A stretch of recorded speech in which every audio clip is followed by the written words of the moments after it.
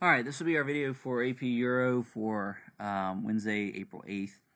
We're kind of in the middle of Great Britain's advances from the 1600s into the 1700s, heading towards the American Revolution. So we're at the bottom of PDF page 185 for period 2.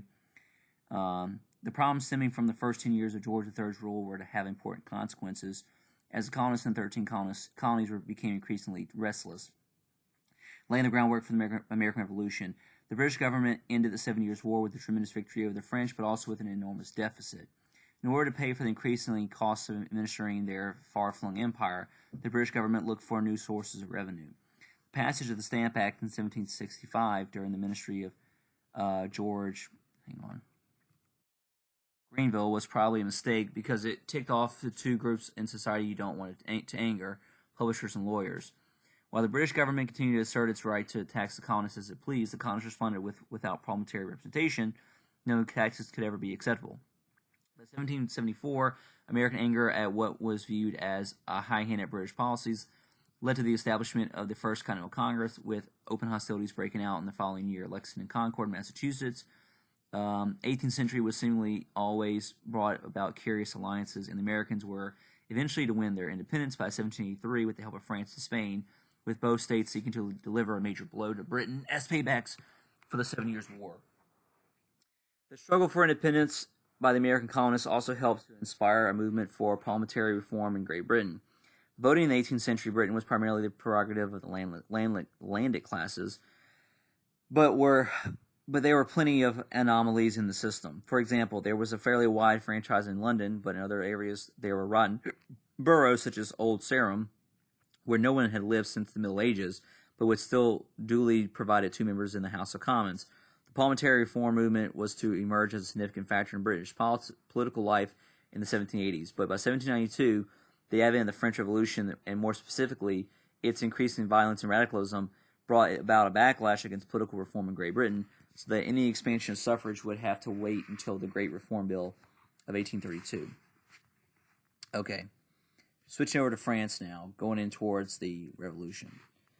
France, perhaps not surprisingly, given the increased power of the throne during the reign of Louis XIV, a backlash against royal absolutism set in during the following century, meaning the 1700s.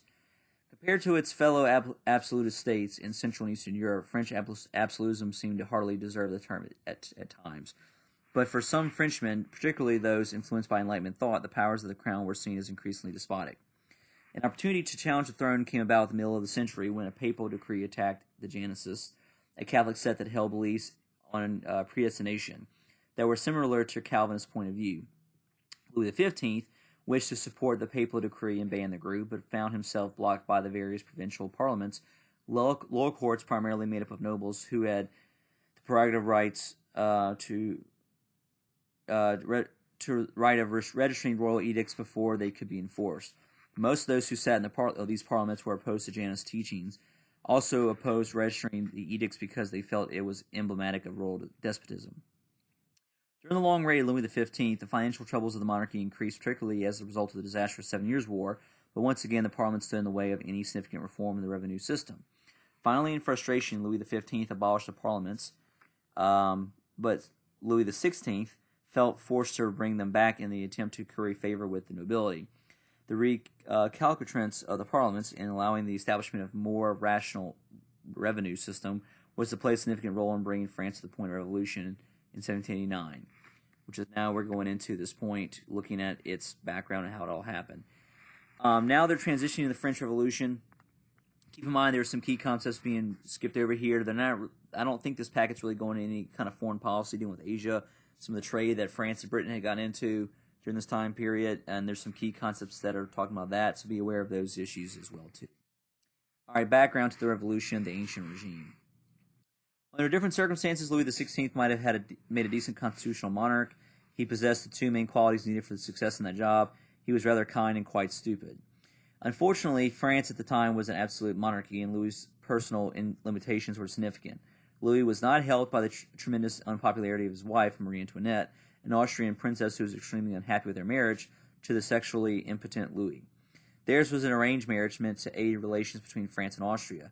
Rumors regarding acts of infidelity on her part continued to plague the monarchy, and helped to widen the gap between the court and the rest of the country. The major problems facing the monarchy was financial, and France was not bankrupt in 1789, although the same cannot be said for the French monarchy. Throughout the 18th century, the country had been a war, mostly with Great Britain, a conflict that dated back to the Glorious Revolution of 1688.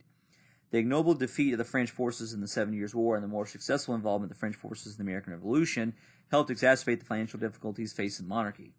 The debt grew so large that interest and payments on debt absorbed slightly more than half the annual budget. While European nations in the 18th century had racked up large debts, and by comparison the French debt was not particularly onerous given the great wealth of France, the problem was that the French monarchy was unable to tap into the wealth of the nation. In the 17th century, the French monarchy, in an attempt to pacify a potentially rebellious nobility, had basically granted the nobility freedom from most taxation. It would be the task of Louis XVI to try to convince the nobility to give up their cherished tax-free status later on. This meant that Louis, a weak man, would have to break the back of the Paris and regional parliaments, royal law courts that claimed the right of judicial review of all royal edicts, therefore empowering them to veto any attempt to tax the nobility. These parliaments had gained influence throughout the 18th century and were a bastion of aristocratic intransigence on the taxation question. The colony of the Estates General and demand for National Assembly. By 1787, the financial situation grew so bad that Louis XVI called for the Assembly of Notables, made up of the leading aristocrats and churchmen, to see if they were willing to pay a new land tax that would apply to all, regardless of social status. The notables at the meeting refused to consider the tax and instead demanded that they be granted the greater share in governing the nation. This refusal by the nobility marks the start of the process by which France would be enveloped by the Revolution. Ironically, it's the nobles who set the stage for their own downfall with their demand for the Estates General, an institution from medieval times that consisted of a three-house body made up of the clergy, the nobility, and the commoners. The commons refer to everyone from bourgeoisie to peasants who were neither clergy nor nobility. Traditionally, each house received one vote, so the clergy and the nobility dominated the proceedings. The notables assumed that calling the Estates General, which had last met in 1614, would be an effective means of ensuring that the monarchy would not implement any economic reform that would place limits on their privileges. It also ensured that the bourgeoisie would not be able to limit the rights of nobility. By 1788, Louis XVI decided that in the following year he would call the Estates General. To the chagrin of the conservative nobles, the question of the Assembly's voting structure immediately arose. Increasingly, writers began to declare that the Third Estate, consisting of all the non-clergy and non-aristocracy, the majority of Frenchmen, was the true embodiment of the political will of the nation. Though the clergy was officially the First Estate, many simple parish priests felt more aligned with the Third Estate. Indeed, the most famous pamphlet from the period was written by Abbé Sieyès, an obscure lower clergyman who wrote, "What is the Third Estate? Everything. What has it been in the political order up to the present? Nothing. What does it ask? To become something." By the end of 1788, the king agreed to double the number of the representatives of the Third Estate, which meant little, since voting would still be cast by each estate as a unit and not as individuals. Since no one had ever followed Shakespeare's sage advice on what to do with lawyers, a large portion of 600 members of the Third Estate were from the profession. No peasants attended the sessions, which would be held in the very home of the royal absolutism, Versailles. This sense of wanting change, but ultimately not knowing what direction this change would take, can be seen in the thousands of cahiers de doléances, or lists of grievances, that were presented by the king by the various electoral assemblies at the start of the meeting of the Estates General. Many of these documents survive, and they reveal an assortment of grievances, such as a demand for a tax system that would be more equitable and a call for regular meetings of the Estates General, along with some more practical notions, such as the need to limit the size of sheep herds because their bad breath was destroying French pastures. While many of the cahiers de doléances demanded a lessening of royal absolutism, all were loyal to the idea of monarchy and to the concept that the monarchy would contribute to lead to the French state. Many believed that abuses would be promptly rectified if only the king knew them. May 5th, 1789 marked the first day of the meeting of the Estates General. Immediately, Louis XVI angered the members of the Third Estate by keeping them waiting for several hours as he formally received the credentials of members for the first two estates.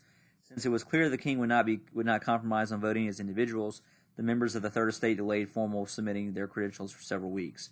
On June 17th, in a momentous decision, the Third Estate declared that it would not meet as a medieval estate based on social status, but instead it would only assemble before the king as a National Assembly, representing the political will of the entire French nation, including representatives of all three states. We'll stop video 1.